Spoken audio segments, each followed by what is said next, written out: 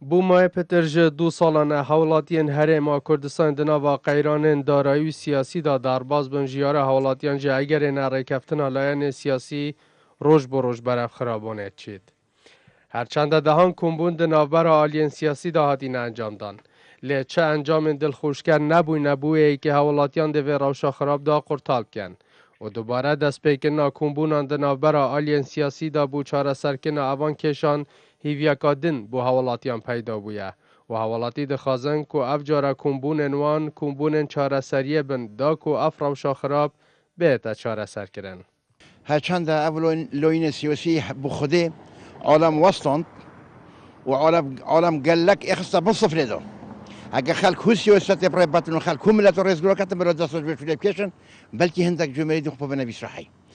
هرچند اكو تنس تلفزيون وتبيجن ما بخو عبرات شو راشد بلتين والله يك عبرات شو راشد بلي ناقتنا ويخربتر لكي شو راشد بلي جهر هو صيش كاسين اكبونو ما كردو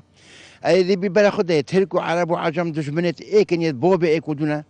بس اكو بيتا مسألة كردي خرد بنا بروتك الي ام كرد بچنو بينا ايك وک حالاتی یک دخوازش لاین سیاسی هم جدی کمبونان انجام بدن بو روشانه های حرم کردستان درباز بیدن روشکات تند یا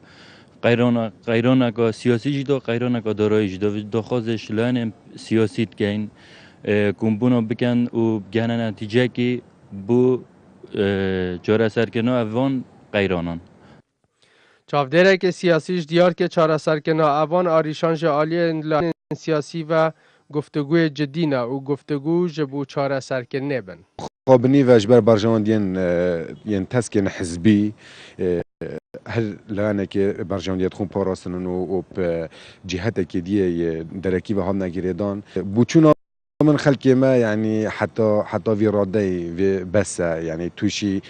كيشن دروني بوينه كي توشي مشكله واريشن جواكي بوينه جبروان لان سياسي كو هل بيجن كومبون وسازان والكترازان مخابن يعني بوچون امتاوي غاوي اف كومبون و بنشقولي و چار زايتك چمفانا گهانديا في خلقي بو هیاما پترج 2 سالانه حولاتین هرما کردستان سراره سرجم قیرانان بیدنگی هل بجارتیا جپی خمت آرامی هرما کردستان دا کو نبنه بشک جه آلوزیان.